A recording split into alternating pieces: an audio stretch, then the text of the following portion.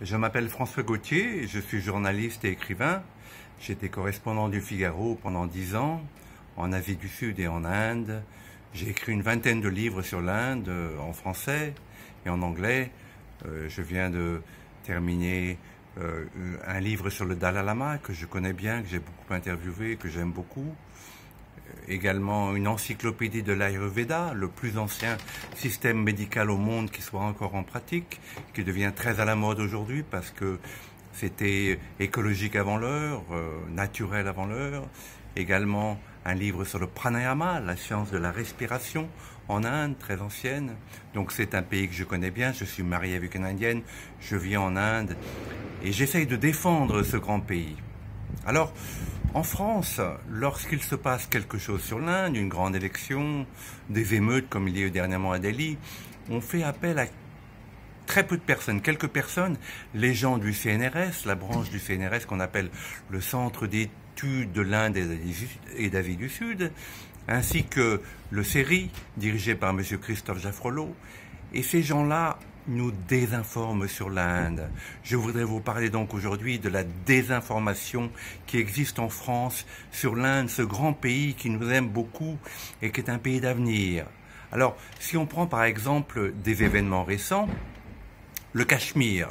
Parlons du Cachemire, parce que j'ai beaucoup couvert le Cachemire et je connais bien le Cachemire. Alors, lorsque le gouvernement indien a abrogé ce qu'on appelle l'article 370, les gens du CNRS et du CERI nous ont dit que c'était une persécution des musulmans. Or, qu'est-ce que c'est l'article 370? On ne vous l'a pas expliqué. D'abord, imaginez que les Corses puissent s'installer en France, partout en France, ouvrir des boutiques, acheter des appartements, acheter un terrain, commencer un commerce, et que les Français ne puissent pas faire de même en Corse. Eh ben, c'est exactement ça l'article 370. Les Cachemiris pouvaient s'installer partout en Inde, et d'ailleurs, on voit qu'en Inde, le commerce du souvenir, des souvenirs, est beaucoup tenu dans toutes les grandes villes en Inde par des Cachemiris musulmans, alors que les Indiens ne pouvaient pas faire de même au Cachemire. Alors, le Premier ministre indien a abrogé cet article, qui était un article injuste, qui avait été temporairement fait à l'indépendance indienne pour un petit peu calmer les esprits. Et c'était une loi tout à fait juste. On ne vous l'a pas dit en France, on ne vous l'a pas expliqué. On parle toujours des musulmans du Cachemire, mais vous ne savez pas que le Ladakh, au Cachemire, est à majorité bouddhiste. C'est un État très important, une partie du Cachemire très importante. Le Jammu, l'État du Jammu, qui fait partie du Cachemire, est à majorité hindoue. Et que c'est seulement la vallée du Cachemire qui est à majorité musulmane. Et ces musulmans ont chassé par la violence les hindous qui vivaient dans la vallée de Cachemire depuis des siècles. Dans les années 80 et 90, j'étais là, j'ai été témoin de ça. Ils sont tous partis, ils sont devenus des réfugiés dans leur propre pays. Ça non plus, on vous ne le dit pas, on vous le cache. Alors, c'est très compliqué le Cachemire, il faudrait l'expliquer aux Français. Les émeutes qui ont lieu à Delhi récemment, encore une fois, on a parlé de persécution des musulmans. Ces émeutes ont été déclenchées par ce qu'on appelle le Citizen Amendment Act. C'est une loi qui aide les minorités persécutées dans différents pays, principalement en Afghanistan, au Bangladesh et au Pakistan, à avoir la citoyenneté indienne rapidement.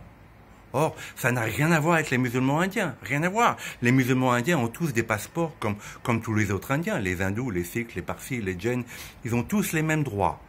Ça visait surtout les sans-papiers bangladeshis. Vous savez, l'Inde a une frontière de 3000 km avec le Bangladesh, frontière extrêmement poreuse, et donc les Bangladeshis viennent en Inde chercher des salaires plus élevés, des conditions de vie meilleures.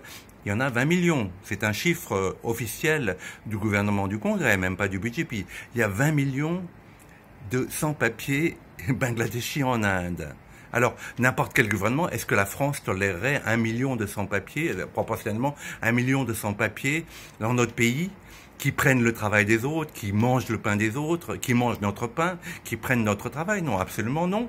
Donc, encore une fois, une loi très juste qui vise ces sans-papiers qui devraient retourner dans leur pays d'origine. Rien à voir avec les musulmans indiens, qui ne sont pas du tout touchés par ça.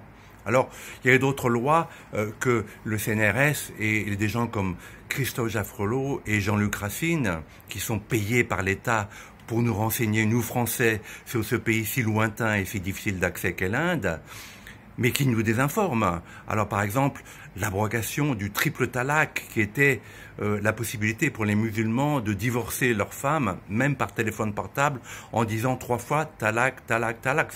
C'est une très ancienne loi coranique que beaucoup de pays musulmans ont abrogée. Je crois que même en Arabie Saoudite ou au Pakistan ou en Indonésie, elle n'existe plus. Donc on l'a abrogée en Inde parce que au XXIe siècle, on ne peut pas divorcer une femme en disant 3 fois un mot. Voilà, donc ça a été ressenti comme une injustice par les musulmans indiens. Ensuite, il y a une loi de citoyenneté qui vise à faire un recensement des Indiens. Alors l'Inde est un pays, encore une fois, extrêmement peureux. Moi, je peux vivre en Inde sans passeport, sans visa, en me baladant ici et là pendant des années. Ce n'est pas possible en France. Ici, nous sommes recensés, visés, on est sur ordinateur, on peut nous retrouver facilement. L'Inde est un pays extrêmement poreux. Donc, c'est normal que l'Inde veuille faire un recensement de la population. Ce n'a rien contre les musulmans. Alors, en France, on nous a dit que c'était une loi anti-musulmane. Ces émeutes à Delhi, c'est un peu une colère musulmane également contre le jugement de la Cour suprême sur Ayodhya. Ayodhya, vous savez, c'est cette mosquée qui a été construite, comme beaucoup de mosquées en Inde, sur des temples bouddhistes, jains et rasés, puisque à l'époque, les envahisseurs musulmans qui venaient d'Afghanistan, du Turkménistan, pensaient que les temples bouddhistes jains hindous étaient absolument impies, païens. Donc ils les rasaient, ils construisaient des mosquées en dessous. Au-dessus, c'est connu, c'est quelque chose d'absolument connu. Donc à Ayodhya, il y a une mosquée qui a été construite sur un temple très ancien, bouddhiste et hindou, qui était dédié au dieu Ram et qui a été rasé au XVe siècle par un envahisseur qui s'appelait Babur. Donc la Cour suprême, c'est une très ancienne dispute. La Cour suprême, qui est quand même un organisme extrêmement démocratique, a accordé aux hindous un terrain pour construire ce temple qui sera redédié au dieu Rama. Alors, ça a été perçu comme une injustice par les musulmans, à tort ou à raison. Mais ces émeutes n'ont rien à voir avec la réalité qui a été donnée en France. Donc moi j'accuse le CNRS, le CERI, des gens comme Christophe Jaffrelot ou Jean-Luc Racine, qui sont payés par l'État pour nous informer, de nous désinformer, de toujours rabaisser ce grand pays qu'est l'Inde en parlant des castes, des fondamentalismes, des satis, de la pauvreté. C'est vraiment très triste, surtout à l'heure du coronavirus, où nous devrions porter vers l'Inde un regard économique. Voilà un pays qui juxtapose la Chine et qui peut aussi être utilisé comme une relocalisation de nos produits pour fabriquer des pièces détachées pour Renault, des médicaments.